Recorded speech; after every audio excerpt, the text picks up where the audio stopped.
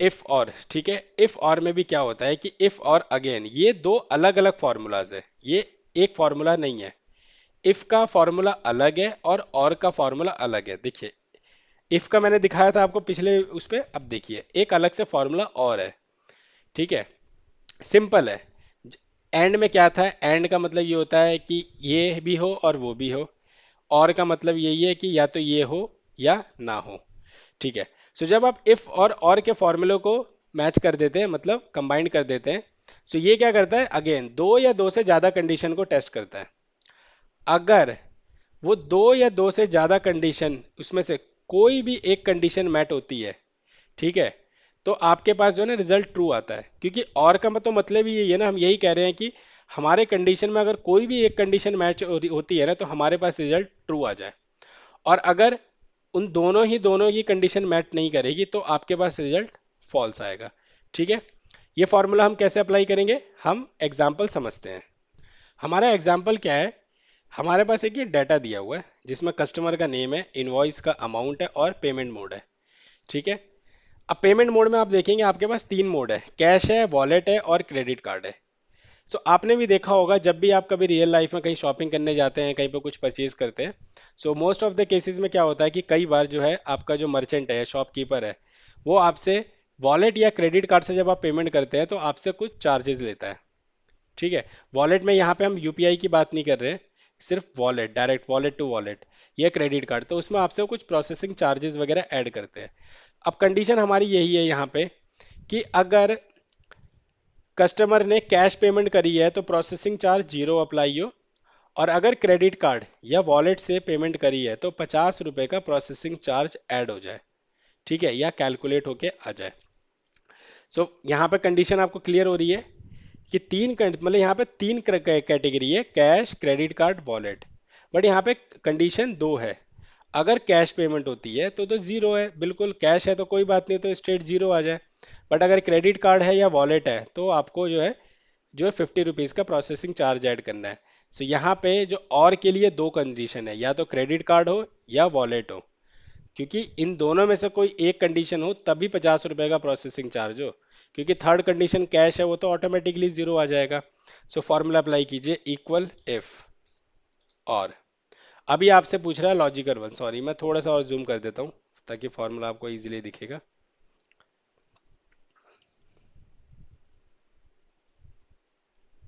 Equal if और, ये आपसे पूछ रहा है लॉजिकल वन।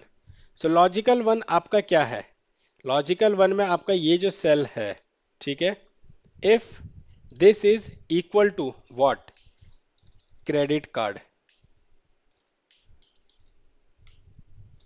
ठीक है, डबल कोट से क्लोज कर दिया, comma, logical two, again if this cell is equal to, double quotes के अंदर, वॉलेट, डबल कोट से क्लोज, अब ब्रैकेट क्लोज, क्योंकि यहाँ पे तो दो ही कंडीशन है ना हमारे पास, कॉमा। अगर कंडीशन मैट होती है, मीन्स अगर क्रेडिट कार्ड या वॉलेट से पेमेंट हुई है तो हमें क्या चाहिए, 50 रुपए का प्रोसेसिंग चार्ज चाहिए। और अगर क्रेडिट कार्ड या वॉलेट से पेमेंट नहीं हुई है तो ज़ीरो चाहिए, ब्रैकेट क्लोज और एंटर। अब इस फॉर्मूले को आप जो है नीचे तक ड्रैग कर दीजिए, ये देखिए। अब जहां पे कैश पेमेंट हुई है वहां पे अब आप देख रहे हैं आपके पास जीरो आ गया। ये यहाँ पे माइनस इसलिए दिख रहा है क्योंकि मैंने आपको यह बताया था कि जब हम होम टैब डिस्कस कर रहे थे, कॉमा स्टाइल का नंबर, देखिए अगर मैं यहाँ से, ये कॉमा स्टाइल है, अगर मैं यहाँ से जनरल कर देता हूँ तो देखिए जीरो हो गया, ठीक है। तो देखिए हमारे पास जो है रिजल्ट जीरो आ गया कि जहां जहां पे कैश पेमेंट हुई है, इस वाले सेल पे, इस वाले सेल पे आप देख सकते हैं यहाँ पे हमारे पास रिजल्ट जीरो आ गया। लेकिन जहां पे हमारे पास पेमेंट वॉलेट या क्रेडिट कार्ड के थ्रू हुई है, आपके पास, आप देखेंगे आपके पास 50 रुपीज का जो है प्रोसेसिंग चार्ज ऐड होके आ गया। क्लियर, समझ में आ रहा है ये फॉर्मूला पूरा का पूरा कैसे वर्क कर रहा है। दो फॉर्मूला, दो कंडीशन हमने डाली, क्रेडिट कार्ड और वॉलेट। अब दोनों में से कोई एक मैच हो जाए, क्रेडिट कार्ड मैच हो जाए तो हमारे पास प्रोसेसिंग चार्ज आ जाए, वॉलेट मैच हो जाए तो प्रोसेसिंग चार्ज लग के आ जाए, ठीक है। यहाँ पे एंड नहीं है, क्योंकि यहाँ पे दो डिफरेंट है, क्रेडिट कार्ड हो या वॉलेट हो। अगर कंडीशन ये होती है कि क्रेडिट कार्ड भी हो और वॉलेट भी हो तो आप एंड का फॉर्मूला लगाते हैं, बट यहाँ पे अलग कंडीशन है, ठीक है। क्लियर हो रहा होगा ये फॉर्मूला। अब मैं एक बार आपको फिर से इस फॉर्मूले को अप्लाई कर देता हूँ, ठीक है, रिवीजन भी हो जाएगी और इस बार हम सेल रेफरेंस के साथ इस फॉर्मूले को अप्लाई करेंगे। अगेन मैं जूम कर देता हूँ। इक्वल, इफ, और लॉजिकल वन, हमने सेल को सिलेक्ट कर लिया। If this is equal to credit card, F4 से लॉक, क्योंकि फॉर्मूले को नीचे की तरफ ड्रैग करना है। लॉजिकल टू, लॉजिकल टू में क्या है, वापस से इसी सेल को सिलेक्ट कीजिए। इक्वल टू वॉलेट, F4 से फ्रीज, ब्रैकेट क्लोज, कॉमा।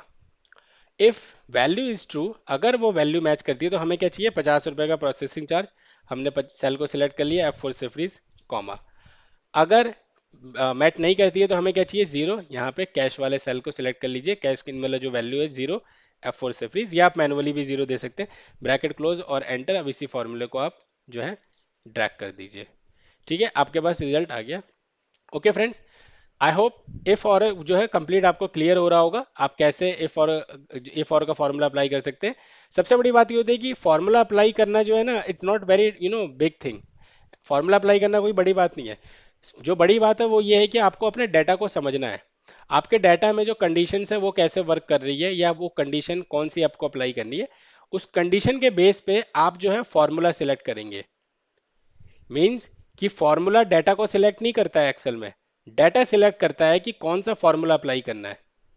अब अप्लाई करने वाले बेशक आप है, ठीक है, क्योंकि ऑब्वियसली आप ही करेंगे, बट जो डिपेंडेंसी है वो फॉर्मूले की डाटा के ऊपर है।